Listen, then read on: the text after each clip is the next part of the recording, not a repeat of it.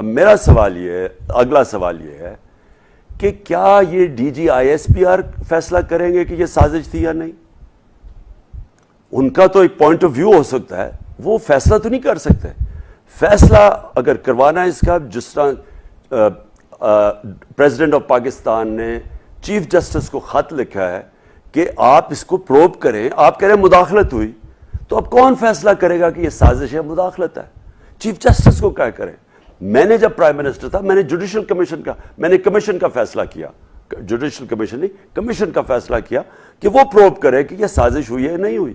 ہمیں تو پتہ ہے سازش ہوئی ہے, لیکن ایک پراپر انویسٹیگیشن ہونی چاہیے تھی, جو ہوئی نہیں ابھی تک.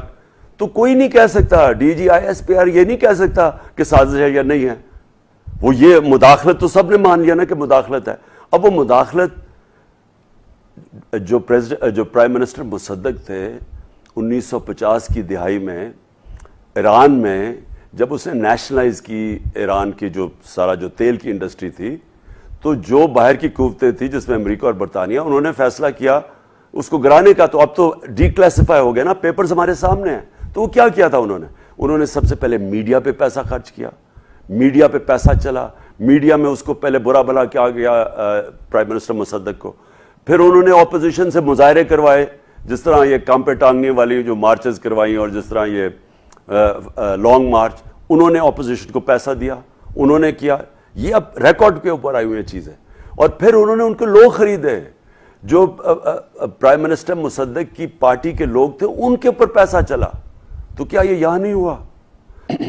احمد کھوکھر ہے اور میں بھاولپور سے بلانگ کرتا ہوں. پاکستان میں ایک الیکٹڈ گورنمنٹ چینج ہوئی ہے, ایک مراسلہ آیا امریکہ سے جس میں کہا گیا کہ اگر یہ گورنمنٹ نہ ہٹائی گئی تو بڑے مشکل حالات سے گزرنا پڑے گا. کل جناب عزت مآب D G I S P R صاحب بھی کل ایک پروگرام میں تھے, انہوں نے فرمایا یہ ایک انٹرفیئرنس ہے جس کے اوپر ڈیمارچ بھی کیا جا چکا ہے, لیکن یہ اس میں سازش نہیں نظر آئی ان کو. قوم ایک پریشان ہے, وہ جاننا چاہتے ہیں کہ یہ اس میں آخر ہوا کیا ہے. ایک کمیشن, جوڈیشل کمیشن بنا دیا جائے اور جو سپریم کورٹ میں لوگ سارے اپنے جو ہے ثبوت لے کے جائیں. اوپن ہیئرنگ ہونی چاہیے تاکہ سب لوگ دیکھیں کہ ہوا کیا ہے پاکستان کے ساتھ, رجیم چینج کیسے ہوئی ہے. دیکھیں, پہلے تو جو فیکٹس ہیں جن کو کوئی ڈینائی نہیں کر سکتا, یعنی کوئی بھی ان کی تردید نہیں کر سکتا.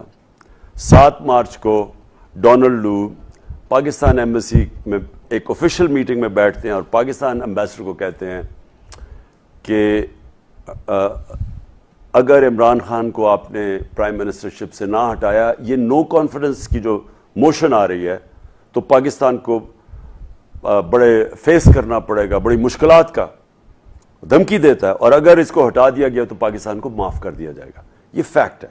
یہ پاکستان کے امبیسڈر جو وہاں تھے انہوں نے کنفرم, انہوں نے یہ جو سائفر ہے, سائفر کا مطلب کہ یہ وہ جو مراسلہ ہے یہ آفیشیل بھیجتے ہیں امبیسڈر سیکرٹ کوڈڈ میسج میں, جس کو سائفر کہتے ہیں, فارن آفس کو. اور پھر میں پرائم منسٹر میرے پاس آتا ہے, ایک جاتا ہے پریزیڈنٹ آف پاکستان کے پاس, اور ایک کیونکہ president of Pakistan supreme commander ہیں ساری فورسز کے, اور پھر جاتا ہے ایک ملٹری قیادت کے پاس. تو میرے پاس جب یہ آیا تو یہ تو اس میں کیا تھا, اس میں یہ تھا کہ عمران خان کو ہٹاؤ. پرائم منسٹر میں تھا, تو کس کو یہ حکم دیا جا رہا تھا ہٹانے کو؟ میں تو فارن آفس تو میرے نیچے ہے, امبیسڈر تو میرے نیچے ہے. دوسری چیز اس میں ایک اور چیز لکھی ہوئی تھی کہ روس کا جو حال ہی میں ہم 2 یا 3 مارچ کو روس سے آئے تھے, اور یہ 7 مارچ کو یہ تھا. تو روس کا جو دورہ تھا اس میں یہ لکھا ہوا تھا کہ صرف عمران خان نے خود فیصلہ کیا تھا, اور جب پہ امبیسڈر نے اس کی تردید کی, اس نے کہا یہ سب سٹیک ہولڈرز کا فیصلہ تھا.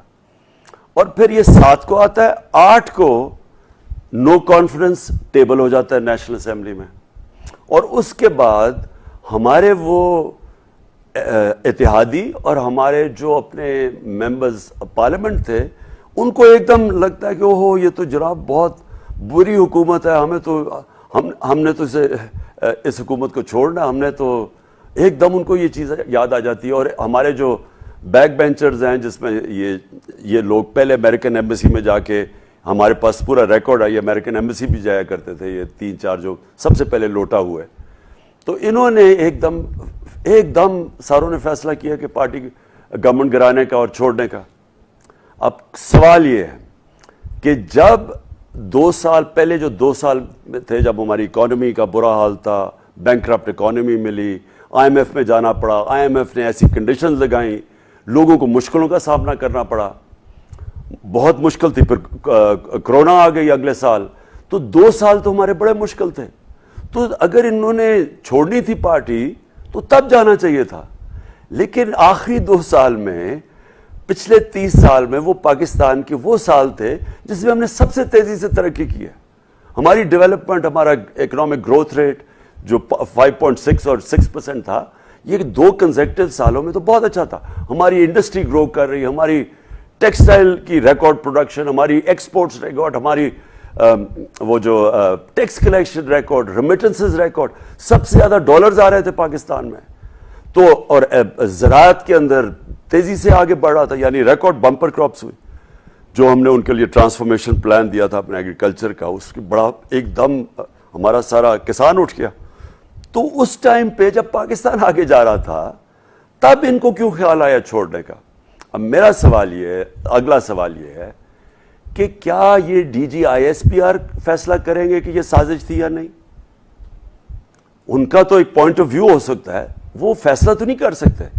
فیصلہ اگر کروانا ہے اس کا, جس طرح پریزیڈنٹ آف پاکستان نے چیف جسٹس کو خط لکھا ہے کہ آپ اس کو پروب کریں, آپ کہہ رہے ہیں مداخلت ہوئی, تو اب کون فیصلہ کرے گا کہ یہ سازش ہے, مداخلت ہے؟